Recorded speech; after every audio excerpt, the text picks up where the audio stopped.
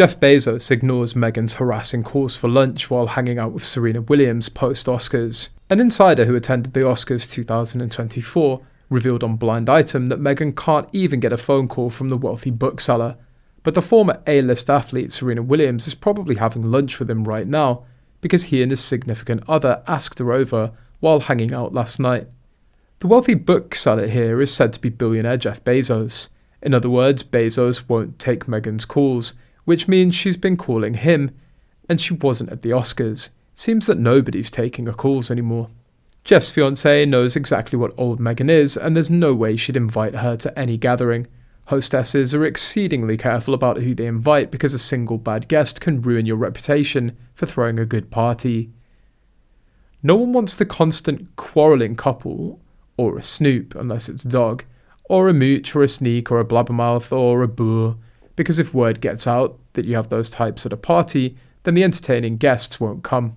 Meghan couldn't get an invite to the Oscars, the pre-parties or the after-parties, so she books herself at SXSW and decides to hang out and play pretend besties with a Sussex Squad member and their family to spin some positive PR for herself. Meghan Markle bought her way into the event acting like she's important, and it makes us wonder what the organisers of SXSW were thinking. All she did was talk about her victimhood and how she was the most trolled person on social media, if not the world. Anyone who's been following the Sussex train wreck for years knows about the One Young World speech that she delivered, where she mentioned herself 54 times in minutes. The reason people were ticked was because she was there to support the charity, not to talk about herself.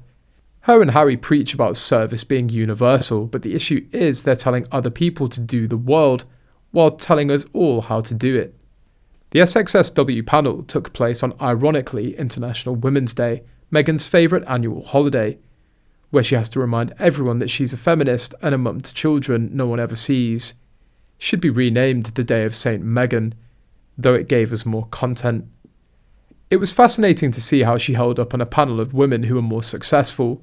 We know that she can't handle not being the centre of attention at all times.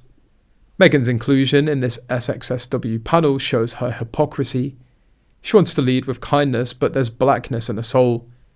She hasn't tried to stop a devoted cult of squaddies from creating baseless rumours about Catherine, the Princess of Wales, and the late Thomas Kingston. Markle would tell her followers to stop if she cared about anyone else but herself. She would see her dad before he died. We know all these things will never happen. All Meghan cares about is herself, and this SXSW panel proves it.